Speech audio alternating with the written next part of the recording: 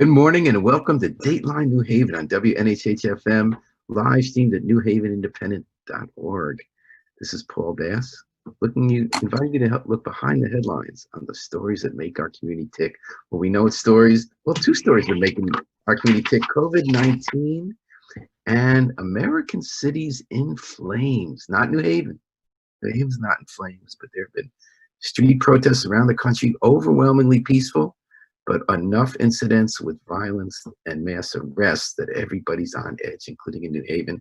So far, we haven't joined that category. We've got two people here to talk about the underlying issue, the underlying challenge for our city right now, which is how we build relationships between community and police so we don't become one of those cities, go up in flames, and so that we address very real challenges that underlie the concerns of protesters. We have two people here this morning who have been doing that work from the police department and in the community. I'm going to ask them now to unmute their mics. Rodney Williams, an activist in the New Hallville neighborhood in Dixwell, and Assistant Police Chief Carl Jacobson, whom you can see very well because he just moved the blinds behind him. Thanks very much, Carl. Welcome, gentlemen, and thanks for coming on the show. Appreciate that. Yeah, appreciate it. Thank you. Appreciate you coming. You know, everyone coming on this week, I asked before we dive into the New Haven issue, I wanted to ask you each personally, what was your reaction when you found out about the George Floyd killing? When you saw that video of a police officer with his knee on his neck for over 8 minutes while the guy couldn't breathe and everyone was watching in daylight. Maybe I'd like to ask Carl what you thought as a police officer when you saw that video. I was horrified. It was wrong. And I've been a police officer for 23 years in 2 different communities. I started in Rhode Island, and these events have happened, and it's just gotten worse and worse. And we have to stop this. And the first thing I thought of was this man's family, the community that he comes from, and how this applies to our community. And it totally applies to our community. And I just felt sorrow in that. What can I do to make my profession better and my people better so this doesn't happen to us? And my second terrible, thought was, why didn't the other officers do anything about it? Now we're talking about 4 other officers standing there. If one of them said, "Come on, get off him," or pulled him off him, that man would be alive today. And that's not acceptable. That's not acceptable. Now, we all have peer groups. We all have pressure not to speak up, right? Sometimes it's stuff that isn't life and death. You're with friends who say something offensive and you kind of don't want to push it. You know, with policing, it's life and death. What goes through the mind of a police officer? Because this isn't the only time a police officer or a reporter or someone in the community sees a peer do something wrong and not speak up. What pressures are on officers right now that would lead them not to speak up? Do they feel under siege? Do they feel it's a brotherhood? Do they feel sometimes in tough situations the public's their enemy? Yeah, I mean, and I'm going to go back to my 23 years, and we're almost like trained. 23 years ago, we're almost like trained to like look the other way, right? Maybe that's the wrong terminology, but that's just the way I feel, and I'm going to be honest on this show. And it's wrong, and I think that mentality is starting to leave, and I would hope that, especially in this police department, people know they'll be held accountable. But it's still not right. Like, we need to be better. We need to be better. And I think, we were talking about it. I was talking to the chief about it. And, we're saddened by this and we're hurt by this too. But we need our officers to know, like, you can't do this. This has to stop. Because we're not going to get anywhere with the community. Rodney and I talk a lot, and I mentioned to Rodney, we're always saying as officers to the community, like the "Stop the Snitching" slogan. Well, how can we ask the community not to tell us the truth if we're not telling them the truth? So it has to start with us, and we need to see more examples of officers reporting other officers and whatnot. Thanks. And Rodney Williams, what did you think when you saw that video and saw that? I'm gonna tell you, it's like for years I talk about a lot of things, and people say I'm like an angry black man. But I always said that, how could you see what's going on and not be angry? I'm gonna tell you, I thank God for social media, because right now everybody in the world saw what happened, and what I saw was I saw a white man kill a black man, and knew that he was being filmed and act like he didn't even care. That's where we at in this country right now. That some officers feel like they have the power to kill us, and they don't care. And what I don't understand, Paul, is like we just now had an incident where UConn student chopped somebody up, chopped the white person up, killed him, chopped somebody else up, killed somebody else. They tracked him like a hound all the way down south and didn't shoot him. But we got my nephew Carr, he gets shot up. We got Chulo gets shot in the head. We got the young black man in West Haven get shot. So it's like, why is it that black people get killed and white people get interrogated after they do things worse than what we do? I don't understand that. Like, and nobody, like, they don't respect black people as human beings. And it's not just white officers. It's officers, period. It's something about becoming an officer. You change and you don't respect black people. When you hear that, Carl Jacobson, what does that sound like when you hear it? It sounds like that's Rodney's truth, and Rodney and I have talked about that a lot. I'm saddened by it because that's not how I feel, and I know a lot of my officers feel, and we need to do better so that someone like Rodney and Rodney's community and our community doesn't feel that way. We were on the front steps of the police department Friday.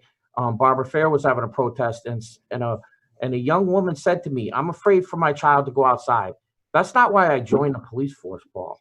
You know, that's not why I joined it, but that's her reality, and that's real for her, and that's real for Rodney, and that breaks my heart because I did not join the police department, nor did all my other fellow officers, to make people fear us, to make people feel like we're going to kill them, especially on a racial divide like this, you know? So I'm not going to discredit what Rodney says. That's the way Rodney feels, and that's the way a lot of people feel. So we have to change that as a police department. All right. So you talked about, yes, Rodney, what do you want to say? I want to tell you this. Like, a lot of people don't know. Like, I feel I have a good relationship with Assistant Chief, and I feel like I need to do this in order for me to help change policing in my community. I appreciate the conversations me and him have, and like I told him, we on the same mountain. His truth is his truth, because when he look out, he see what he see. But when I look out, Paul, I see what I see. So we have to have these real conversations, and believe that what he's saying is true and what I'm saying is true. How do we take the two and make everything better for us? And we can't do that, Paul, unless people in the community are able to have real conversations. For years, what's been going on in our country and our state and our community, people have been at the table, but change has not happened. So I feel like in order for things to really change, they need to change who they bring to the table to try to help change happen. So you listen to Dateline New Haven, WNHH FM 103.5 FM, live streamed at newhavenindependent.org. We've got Rodney Williams, an activist from Dixon, Newhoville, and Assistant Police Chief Carl Jacobson. A number of times already in this conversation, you talk about how you two talk a lot. I first met Rodney when he was protesting police misconduct, putting videos on social media about things he thought police had done wrong. And I've watched Carl rise through the police department over the years and actually be one of the cops I know who have great relationships with the community, but deals with some of the hardest cases in places where people are very angry at him in the minority community if people are not arrested for committing crimes, and also very angry at him when they are arrested and it's considered not appropriate. How did you two meet, and what was that first conversation like? You want to go first, Rod? Listen, I'm trying to figure out, when did I first meet you? I've been talking to you. I remember. Yeah. I mean, listen, and I'm going to praise Rodney for this. Every police officer knows Rodney because he's vocal, and that's what we need. You know, when I became an assistant chief, I worked numerous years in the background in plain clothes. But but now I became an assistant chief, and I knew that the most important thing is the practices that I had done out on the street, I needed to push throughout the department, which the department does do. Better relations with the community. So we were at a police commissioner meeting, I think it was, Rodney, and we met after the police commissioner meeting, and we stood around and talked for probably 2 or 3 hours about our different views of things. And we talked about project longevity, and we talked about police and community. And I think that's where it started, and we switched numbers from there. And I gotta be honest with you, I talk to Rodney a lot. He gives me a lot of advice. He gives me guidance. He tells me like he talked about, we see things differently, right? But I need to know how he sees it. And we talk about that. And that's important. That's part of community policing. We need our officers to be paired up with Rodney and community members to know how those people feel, how Rodney feels, how the Black and brown community feel about us, so we can change that. You know, I think Rodney will say he knows I'm not out there trying to hurt people, and I haven't for 23 years. I'm trying to make things better, you know. But he wouldn't know that if we didn't have these conversations. And I think the New Haven Police Department for years has tried to, that's our concept with our officers, not just community police walking beats, but community police is about engaging the community and knowing them. And, you know, we do fall short, and Rodney's probably gonna say that next, but we do fall short, but we're trying, and we need to get better. And the death of George Floyd, we need it not just to be another incident. Rodney's right. We need to sit down and create new things, and be better. And what was that meet? Do you remember what the meeting was about? And was that 2 to 3 hour conversation in the hallway on the 4th floor? You just stayed in the hallway for 2 to 3 hours. Yeah. We just talked. That's a long time. Do you remember what the spark was? What that meeting was about, Rodney? If I'm not mistaken, it might was I think one of the conversations we had when all of us showed up there, it was about Miguel's son. Okay, about how you hire people. Right, right. I'm gonna say this. What I appreciate about the assistant chief is very rarely do you get opportunity to have conversations with somebody on his level that can help impact my community. I don't talk a lot to people about what I do, but what I do is I listen to a lot of people and I see a lot of things, and I try to resolve things behind closed doors. I just think a lot of people who fight for our community, they have an agenda, and people might get mad by me saying that, but the people that I fight for, a lot of times they ain't got no voice. And I think what happened to Floyd is gonna just change everything. Because even like now, even as the department come out and they talking how they talking right now, they have to. They have to change. Can you remember in the instances, either of you, can you remember something specific that one of you told each other in a conversation that surprised you or changed your mind or made something happen? Well, I know I'm gonna tell you one thing I told him. We talk about things happening in the city and how nobody talking about what they see. And I told him, you cannot expect nobody in the city to tell a cop nothing when a cop beats somebody and another officer watch him, and then when we complain about it, the officer act like he didn't see nothing. So you asking for the residents to speak up, but the police not. Until the police acknowledge the fact that what they're doing is wrong and speak up, you can't ask the community to do that. And them the real conversation that we talk about. Like he talk about police stuff, I talk about the community stuff, because right now it's about, Paul, how do we build a bridge? Because the truth is, everybody talk about community policing, but that bridge is still not being built. We got to just, whatever we've been doing, it ain't been working, and acknowledge that, and start all over. Carl, and how do you start all over? It ain't been working. Carl, can you think of something specifically in a conversation that came out that was put to use, changed someone's mind, or made something happen? So I think Roddy and I want the same things. We want people safe, alive, and out of jail. We really do. And when you sit down and talk to Rodney, you know, I never had interaction until that night, but you're, as a police officer, you think, well, you want to get on the defensive. Rodney's going to come at you or whatever. No, he's not. He's just telling the truth. He's telling the truth through his eyes, which is important for us to hear. And that touched me because I finally said, like, we both have the same common goal. You know, we both have the same common goal for people to be safe, alive, and out of jail when it comes to violent crime in the city, but also for officers to behave in a manner where people can come to them and help them solve crimes. You know, because if they, you know, when we talk about police legitimacy, and we really didn't start police legitimacy in New Haven until, I would say, about 6-7 years ago, but we actually teach it. It's the perception of the community that actions of law enforcement are actually appropriate.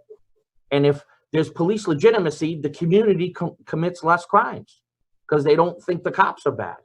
And I think we have a little, I would say a little bit of that going on, because Ryan and I talk about, our first conversations were about a reduction in shootings and homicides.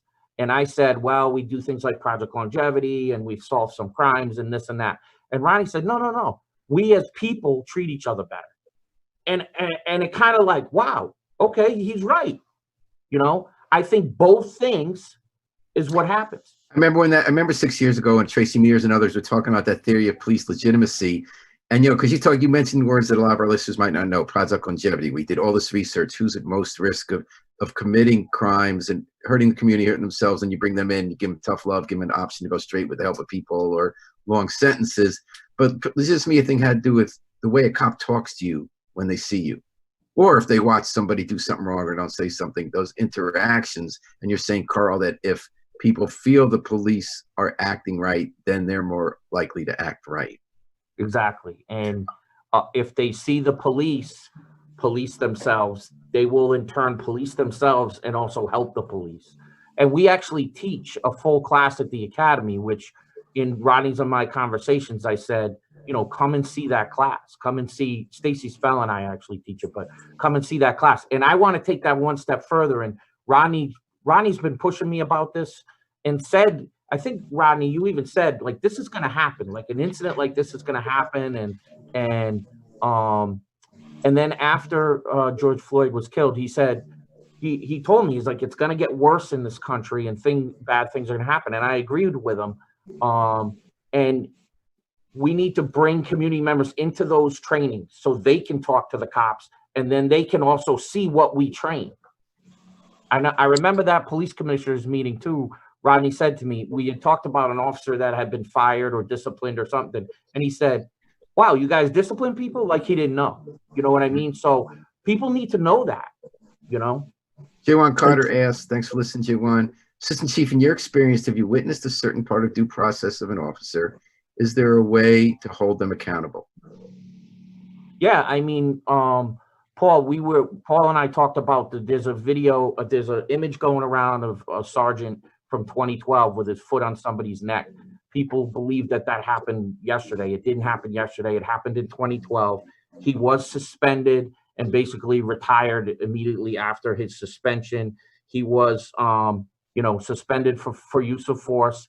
And at that point, we changed the policy where there was no chokeholds or contact with someone's neck. And if you did that, that was lethal force. You couldn't do it. And you couldn't do it to stop people from swallowing drugs or whatever the excuse, whatever the issue was. And that was in 2012. 8 years ago, we changed that. And then we've changed it since then a few times. But we got to continue to do these things, but not just do them. We need to show them to the community. That's interesting about how you show the community, Rodney, because on social media, that image went around of the cop on his neck with the foot. And it didn't say this happened 8 years ago or something happened. I covered that story. I put that photo up in the Independent. And within an hour of that photo going on the Independent, the FBI had started an investigation. The cop was on leave. There was a second issue, which is an ongoing issue. That cop had arrested the woman who took that picture and took her camera away. The police had a new policy that you're not supposed to do that based on other exposés we had done. It was kind of interesting. The officer did have a history where he'd been disciplined and now he was taken off the force. So that perception is tough because that photo will pop back up without context. Hey, Paul, when you look at, I think that transparency is very important, You look at like what happened to my nephew. Any footage that I got, Your I try nephew to was the release individual in Hamden on who was Argyle followed by Street. Hamden Yeah. officers into New Hallville and was shot along with Stephanie Washington. Yeah. Yeah, any information I got, I released it quick. I got in touch with Mario Boone and I put it right out because I felt like that was very important. And when I talked to Jacobs about crime going down, I feel like the community don't get no credit. The police, they have you know, the press conferences, crime is down, shooting is down. But I feel like if it should really be community policing, the community also should get credit for the fact that we're respecting each other a little better. We're not, you know, we always gonna have beef, Paul, but how we resolve beef will determine how many people get killed in our community. And I think because we resolve beef on another level, less people are dying. So it is the police, but it's also the community. And I feel like I've never heard no press conference thank the community for respecting each other a little more, respecting the human lives. Oh, and I think that we need to do that going forward because that's important. And I agree with Ronnie. And if we build these relationships to stop police misconduct, we're also going to have these relationships to stop violence in the community.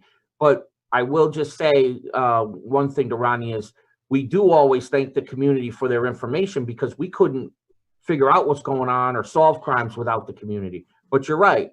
It's the level of the people are treating each other better. I get that. And maybe that's a little bit of police legitimacy falling into there in New Haven, you know, where, you know, some people do feel we're doing the right things and it's getting better. But, you know, back to George Floyd, it's just overshadowed by that. And we're saddened by that. And our profession takes 10 steps backwards and we have to do more. We have to do more. We need more people like Rodney sitting at the table. We need to talk to everybody. It doesn't just need to be me and Rodney. It needs to be the beat cop and the people out in the community too. And that's what we push in New Haven. And we've had success with that, but we got to get back to it more. All right, Bruce Oren, thanks everyone for listening in the comments. You listened to Dateline New Haven with Assistant Chief Carl Jacobson and Rodney Williams, activist in Dixwell, New Hallville.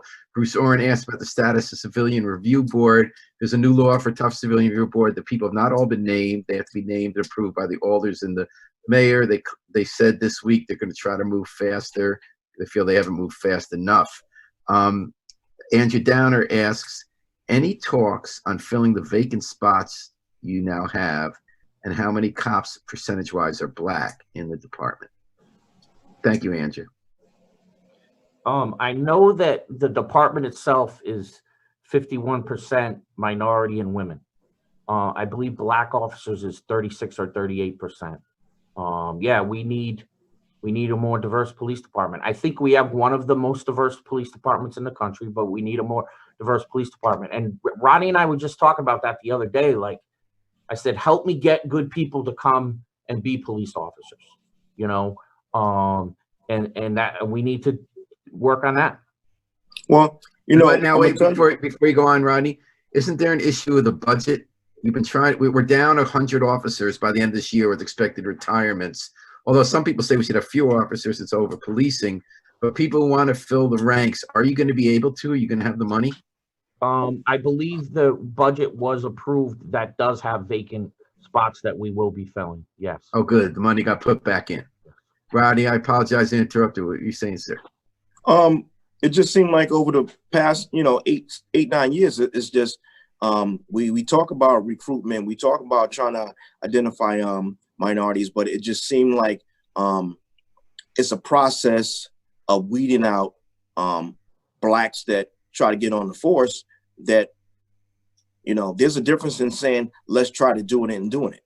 So I just think that their mindset need to change to let's not try, let's just do it. You know what I mean? Because like Yale, when Yale talk about doing something, it's like Nike, they do it.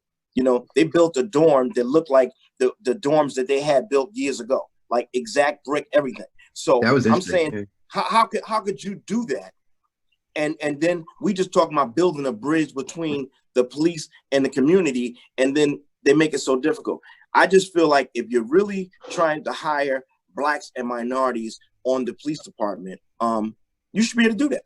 And that's just me, just being me and my perspective. Like, I don't feel like that's what they really try to do based on me keep seeing a recruitment class. Because I remember one time I was watching them run, and I felt like we was in East Haven and I was in New Orleans listening to them chanting, jogging through my neighborhood. Like, is this a training class from another city? That's just, my view from where I see it, and the people that's in my community, what we see. Carl, I just think that. Okay, we got a lot of questions here. Tomorrow, someone says, Beverly Wilmot, yes, Rodney, correct. The community needs to be recognized. Tomorrow, Colin says there should be a federally mandated program to review every state police department to weed out bad cops. Brittany Trinka says every single New Haven cop who has a complaint needs to be thoroughly investigated and fired for misconduct. Darnell Goldston says, what about young African-American men who are regularly arrested for breach of peace or trespassing, who are put into the system because they are standing around and have the, quote, audacity to call the cops on the harassment? Rodney knows he and I, as many other black men, have been subjected to this abuse. Listen, and I'm gonna tell you, what he's talking about, he's absolutely right. When we was at the press conference the other day, one of the people in the background asked about the rookies, being real aggressive. I think that some cops come on the force and they're trying to prove themselves to the police department. And Chief, this is just my perspective from a resident. I'm not an officer. I'm just telling you how I feel and how people feel. That rookies come on, they try to prove themselves. How do they prove themselves? They prove themselves by the amount of arrests they make and how they talk to people. And I know for a fact they talk to you a certain way, because me, growing up in New Orleans, I dealt with it. And the young kids that are coming up right now, I think that in 2020, I don't know what you're teaching in the academy, but we need to teach to deal with the youth that are growing up now. Because who I was when I was young, I wasn't who they are. And I can't give no excuses for them, but I don't think that we need to handle them the way we need that, the way they're being handled, and we don't need them going into the system, because of the way that some of these rookies talk to them. They're very disrespectful, and I always talk about it. What happened to professionalism? Because a lot of times the officer pull you over and you ask him a question, and the first thing he doing is being disrespectful to you just because you asking them why you pull me over. It's professionalism, and that's not. I don't know if that's being taught in the academy, but as soon as they get their badge, I'm telling you, they change. Not all of them, because listen, we got great officers in New Haven, but the truth is we have some that are very disrespectful to Black, white, Hispanic. So it ain't just Black residents, but most of the time we seem to get more interactions with the police than white people do. Carl. So I would just say, I appreciate Ronnie's truth, because that's his truth. And we definitely cleared corners and arrested a lot of people for misdemeanor charges in the past. I don't have the numbers in front of me, but over the last 7 years, we've significantly reduced arrests. A lot less arrests, a lot less disorderlies, a lot less trespass, a lot less of those type of offenses. And that's the concept of Project Longevity. We're not looking to arrest and incarcerate everybody. We're looking to find the small percentage, and I think it's like 3% of the actual community engages in violent crime, and we're looking to stop them. But before we even stop them, we sit down and talk to them. But so I would say to Rodney that those minor arrests that we used to, I'm not gonna lie, we used to live by that. Clear the corner, arrest for trespass. But I would say in the last 7 years, those have significantly decreased. We do need to teach our officers better, but I agree with you. We need to bring people like Rodney and other community members into the academy so they can tell their story to the new cops. And that is part of the culture that has to change. Rodney hit it on the head. The new cops trying to prove themselves or whatnot. We do not, listen, when I started 23 years ago, there was a quota. You had to arrest a certain number of people a month. Wow. And this is not in New Haven. This is East Providence. You had to write a certain number of violations. It didn't have to be tickets. It could be warnings. There was stuff like that, but we don't have that. That's not how they're based. We have officers that get a lot of guns off the street. The two I'm thinking in mind actually were given accommodation because they were on social media handing out phone numbers to help people get jobs. Not for getting the guns off the street, but for helping people get jobs. And we have to emphasize that more. You know what I mean? We want the guns off the street too, but we want people to get jobs, and we want that community policing attitude. It's more of an attitude than a specific policy. It's more of a Carl, you mentioned Providence. Providence last night was up in flames and stores being looted, and they have that. In addition to the very good points you both have made about how you shouldn't get the reward as much for the arrest as stopping the crime, there's also a real dilemma for that rookie, which is that people do want crime stopped. So if you make a good arrest and you've saved someone's life, and the Black community has the most reason to and has said we want those guns off the street, an officer does get credit legitimately for making a good arrest that saves a life. And you're both also correct. It's been this pressure, and I think a good pressure in New Haven, to see arrests as a last resort, not a first resort, and not to say go be tough and arrest everyone you can, but it's better if you can avoid it. In addition to agreeing with what you both said, I also feel that there's a little bit of a mixed message from society that's difficult on that officer, because officers are supposed to make an arrest even if it's a last resort, and they are going to get that honor if they've saved somebody's life. Hey, Paul.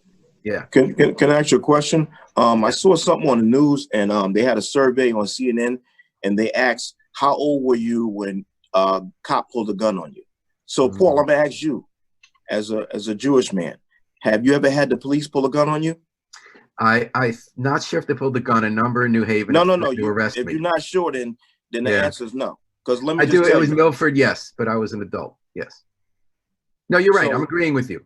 Yeah. So what I'm telling you is that when I was on Munson Street, Paul, and I looked to the left, and I was looking down a barrel of a gun at 52 years old, that changed my life, and it's traumatic. When you grow up in Newhallville and you thinking that the first time you think you would have a gun pull on you, it would be because of the community that you grew up in. It was a lot of violence, and then you realize, no, it's the police. It's like that right there. It does something to you. So the use of force, the pulling of a gun, that does something to Black people and to anybody, even the youth. Like, I know so many people who told me about the gun thing. It's like they need to stop that, because for years, I'm gonna tell you, for a long time, I couldn't stand the police. I'm not gonna sit up here and that hurt me, had me in tears. Like, even now, I'm sitting here talking to them about the chief of police, talking about this and that, and you pull a gun on me. And then we talking about community, like what I do in the community, and you say that you know me, but then you say I steal my own truck. It's like, Paul, they get to a certain level and they go off the deep end. And I feel like in order for this department to change, the new cops that come in, it got to be new rules. And the old cops, we just need to let them retire out, because it ain't going to change with them, Paul. They've been doing this all their life. All right, we're talking on Dateline New Haven with Rodney Williams and Assistant Chief Carl Jacobson at WNHH-FM. Let me just try to catch up with some of the comments here. Darnell says, we got Darnell. Tamara says a better background check if they're hired, review their record on a continuing basis. Darnell says we don't need more cops, Black or otherwise, and you better train and better supervised. Tamara Collins asks, who is reviewing the supervisors? Brittany Trunker says we should defund the police. Alana Sanan says end the triple occupation. Andrew Downer says not even just being pulled over. I've had to call several officers' supervisors because of disrespect at my home.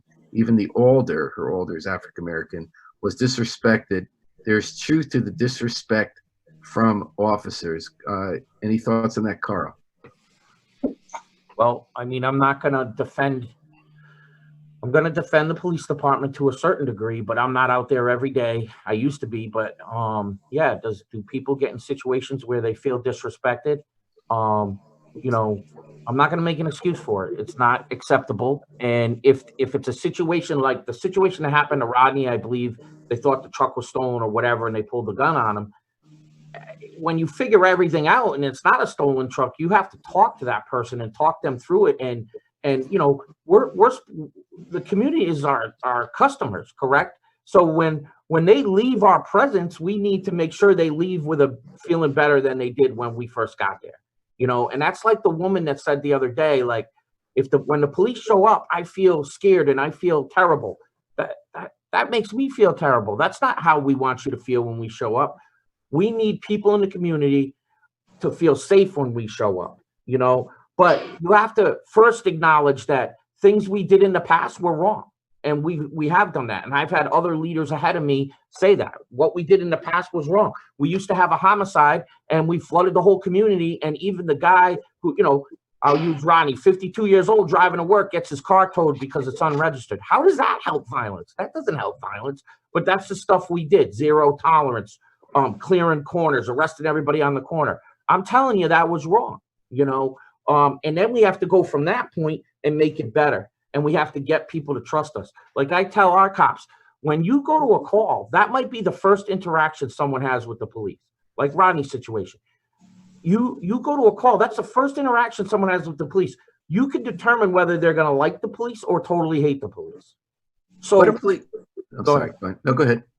So there's got to be a level of respect and dignity. Now, okay, officer safety, they pull the gun out. But when they put the gun back, they better be talking to him, explaining why they did what they did, offering him services, because that is trauma. You know, we do Yale Child Study, we do EAP, we do lots of things to stop trauma. So we need to use them and go to the community. And back on Rodney's point, that's why cops got 20-year pensions, because 20 years of this is tough. It's tough on an officer to see what they see, go through what they go through, you know, but we can change, and we have changed. We've changed a lot. We've changed a lot. And I think you would agree, Rodney, you know. Yeah, but I'm gonna say this. What I do know is this. I think that the residents go through trauma and the officers do too. But I don't see them having conversations with officers that been through a lot. I think that depending on how much you've been through, interactions and shootings and all kinds of stuff, I think these officers need to have a psych evaluation to see if they're capable of even finishing 20 years. Because what happens is the stress level builds up in them, and before it builds up and blow up and it impacts us, I think that maybe we need to give them an out. Not in a bad way, just we appreciate what you've been doing, and you've been through a lot, and let's figure out a way to get them out, get them paid where they're not getting shorted.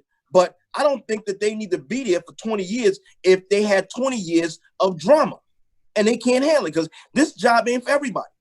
And I don't see that happening. Everybody want to make 20 years, but the truth is this: everybody ain't capable of making 20 years, because you see officers right now, not trying to use examples. You got, you know, one of your lieutenants got jammed up, and, you know, that's just stress buildup. If he would have got out before now, would he be in a situation here now? We don't know. But do you guys ask them kind of questions? Are you looking at that? Or does everybody just want to help people get their pensions? Because that's not fair to the community. I feel like if it's about the pension, it's about money, let's figure out to get you paid. We appreciate your service that you did for us. Get you your money, but give us a better relationship. So let me ask you about, oh yeah, Carl. I agree, Rodney, but we do have things in place. We have EAP. We actually require officers to go sit with EAP, especially officers say like Bureau of Identification, where they're dealing with the dead bodies every day or whatever they're dealing with. They're required to see EAP more. Homicide detectives required to see EAP more. But every officer has that outlet where we're trying to talk to them and identify problems. Now, that's something we never did 10 years ago either. So we have changed that. You know, in internal affairs, there's a system. If a person has a certain amount of excessive force complaints, you know, we're going to know that. We're going to bring that to attention. We're going to offer them services. We're going to try to find out the problem, you know. So we do a lot of that stuff. It's just, you don't know that, you know, you need to know that. It's like that day in police commissioners. You literally laughed and walked out and go, wow, you guys fire people? I didn't know that, you know. So we need to be better about talking about that, having the community as a part of that. But one thing that you don't know is that a lot of times the officers have excessive force and they do the things in the community, and the community don't make the complaint because IA has failed the community. So although you look at his report and his report might show he only had 3 incidents on record, he might have 25 because he pull over people that got a record already, and they feel like they don't want to make no complaint because they ain't trying to get jammed up because they might be on parole. But just because they on parole and they didn't do nothing wrong, that don't mean that the officer's supposed to disrespect them. No, so they still getting away with a lot of stuff because a lot of the residents aren't. And then we didn't have no civilian review board, so it's like they was getting easy pass. So I maybe in the past, but now you got to understand that there's body cameras. You know what I mean? There's body cameras. I would encourage people to feel that if they feel there's been excessive force, put in the complaint because there's body cameras. And you're absolutely right. But listen about the body cam. The incident with my nephew, the body cam wasn't even activated. So I've always said in the beginning, we need voice activated body cams. A body cam only work if you turn it on. So every officer don't turn it on when he interacting with somebody. Most of the time they just turn it on when they think it's about to be drama. So a lot of stuff that's going on, we still don't hear it. But listen to this, Paul. If we had voice activated body cams, everything that they do would be recorded. And here's what we do. If somebody make a complaint, we pull the body cam. We ain't got to listen to everything they doing every day. But if there's an incident, at least we will have it. Right now, that's why they still beating it. Okay? So if it's about change, voice activated. So when you're talking reckless to a resident and you're being disrespectful, we could go right to the time, the date, and be like, hey, buddy, this you right here. And we got you. But that's how you make change. And I would say that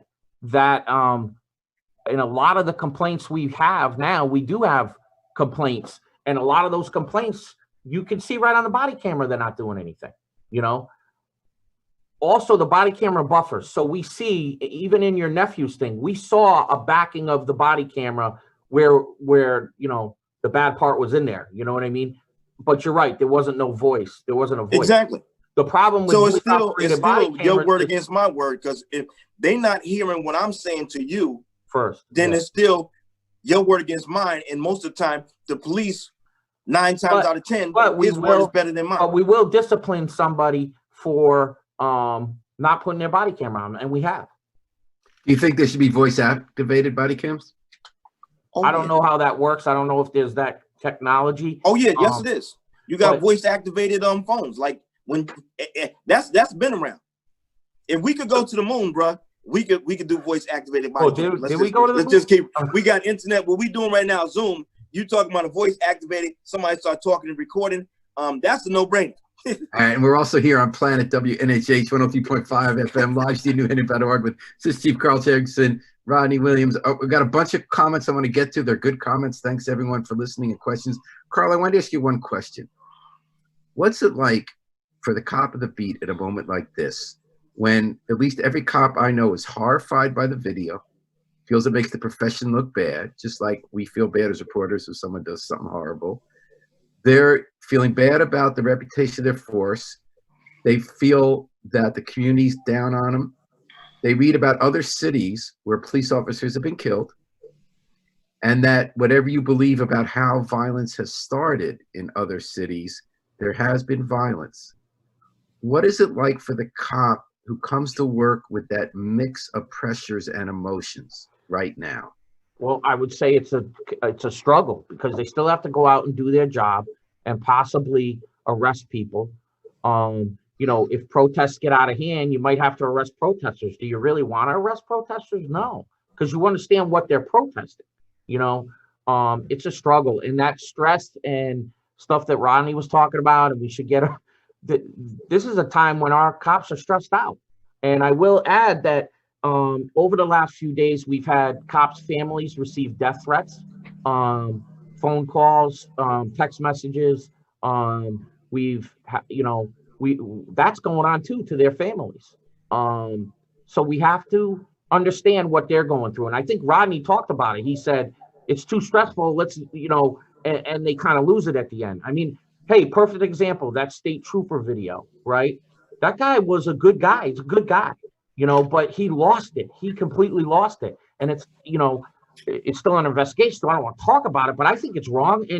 But I know that guy. He's a good guy. And his normal interactions are not that. And we have to take care of the cops so that doesn't happen. And Rodney's absolutely right. So what are we doing now about these death threats? How does a cop deal with that? How's the department deal with that? Well, I mean, officer on the beat. I mean, we're investigating them and stuff like that, but we see that most of the communications are from not even in Connecticut. But I mean, we have to protect them and their families. I mean, you know, phone numbers have to be changed. You can't have, you know, in this day and age, you could Google anybody and their name comes up, but we have to take precautions just to stop that. All right, let's think. And But my point is, it's an added stress level. It's an added. Right. These guys are understand. There's not a single cop that doesn't think George Floyd shouldn't have died. He shouldn't have died, and it's wrong. But they have to still go out and do their job while being hated, while trying to do the right thing. Okay, I'm going to try to catch up with Sin's comments. I'm sorry we can't get to all of them, but people can read them on the Facebook page. David B. Prim, great point in the voice-activated body cams. Alana Sanan, you have my vote on that. We need more. Nicole Huckabee, we need more black officers to be community policing. Steve Ham asks, Rodney Williams, do you think the police department should be defunded? Some of the rallies have been for abolition of the police department. What's your thought on that, Rodney? I don't feel it need to be defunded. I think that we need to figure out how to get funds to build a relationship between the police and the community. I think that's what we need. Like when he's saying how the officers are stressed out, and you know, I feel sorry about what's going on in his family, but you got to understand how we feel after the officer do what they do to us. It impacts us for a long time too, and we don't get no help. We ain't got nobody we could call to. It's like, just deal with it and move on. It's like we feel like we got terrorized, and then they say, well, you just go ahead. So when I say we, community and the police, we got to figure out how to treat each other better and do better. Right, and we have some more. Kassan asks, what are you planning to do to protect citizens against a supposed KKK white supremacist group coming to visit in the next few days? I hadn't heard about that. Is that for real, or just a lot of wild rumors around? So we're looking at all that information. We don't believe that's true. Obviously, if a faction of that comes into the city, we'll find a way to clear it out. I mean, I would be shocked if it happened, but we are hearing chatter about that, and we're not seeing any real truth to it at this time. But obviously, we're not going to allow that. Every hour there's wild chatter in the environment, like right now. Nicole Huckabee says, if you're speaking to help a cop lost it, what if I lose it? Sort of similar to Rodney's point. Eddie Chase, in any other profession, an outburst like that gets you fired. Miguel Pittman says, if you have a complaint against an officer and file the paperwork to Internal Affairs, you have to pay $50 for the video. Would you like to address that, Carl? I was unaware of that. That isn't right, but well, but how could you afford? No, absolutely. They're because in Seattle. Well, I know, but I know that you are allowed to. Well, you're supposed to come in and be interviewed, and you'll be able to view the video. Absolutely. Because I know one issue in Seattle when they started the early days of body cam, there was a guy who wanted to destroy the process. So they did a whole article on him in the New York Times. He had worked with them, and then he was mad at them, so he quit. And he flooded them with so many requests that they had to take officers off the streets to meet it, and it was costing them more money than they can afford. On the other hand, Miguel has a great point. If you're the person with the least resources in society and you feel you were abused, how do you get your justice if you can't afford it? So Well, I mean, ask him to answer this. I think you're entitled to review the body camera footage. You're brought in and allowed to review it. Is that correct? Paul, can I ask a question about the internal affairs? If the internal affairs department, they rotate officers, how can officers investigate officers and then you go back and be part of the force? So to me, I think part of change is that we need to identify funds that we could put internal affairs and they stay there and they do their job and not worry about going back. Because how can I investigate Carl, write him up, and then 6 months later, I'm Carl partner and Carl like, yeah, man, you got me jammed up. Like that's not a good. But that the investigators themselves do spend more time there. We're not just rotating like a revolver. No, but they go back to. Oh no, exactly. But they're investigating the situation, and it's turned over to the supervisor of internal affairs, who then makes the determination. And the chief's the one who did. The chief's the only one in the department that can discipline. So, but this is what I'm trying to tell you about. But I understand what you're saying, but it's not that person that disciplines the person. They just put the investigation up there, and then the chief does it. Can I just check something I saw as a reporter, Rodney? It's so interesting. I followed a lot of IA cases, and I have deep respect for the people I've met in IA. Deep respect. I've had cases where I've agreed with the police and I haven't.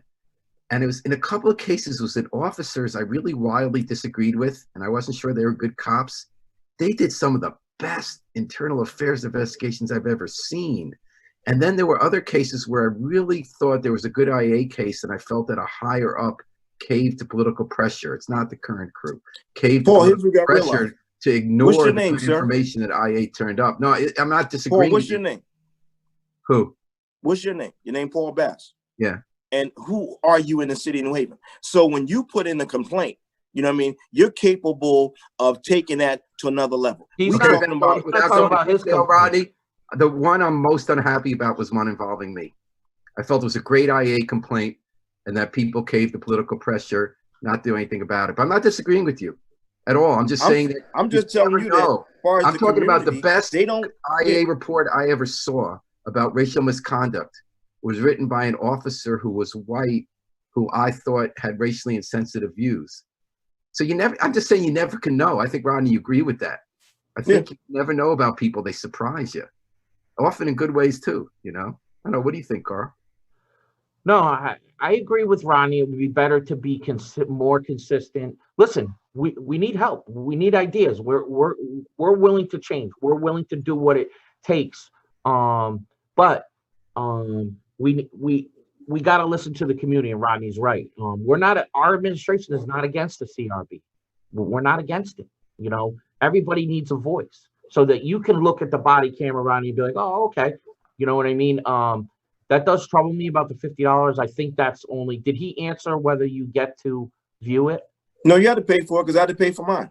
But did you get to view it in internal affairs? Listen, what you're saying right now, and Wendell Harp taught me something about verifying. The information you're talking right now, although it's supposed to be the process, that's not what they do.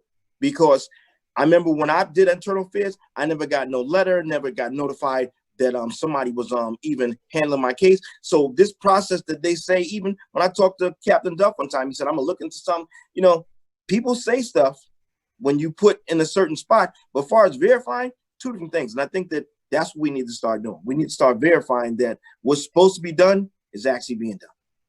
Hey guys, I'm really sorry I have to cut this because I love this conversation. I love talking to both of you. You two are my favorite people to talk to in New Haven. These are tough issues. Thanks everyone for the comments. I'm sorry we couldn't get to it. I think we're in tough days right now in our country, and New Haven's not immune from it, despite all the hard work we do every day to be a community that comes together.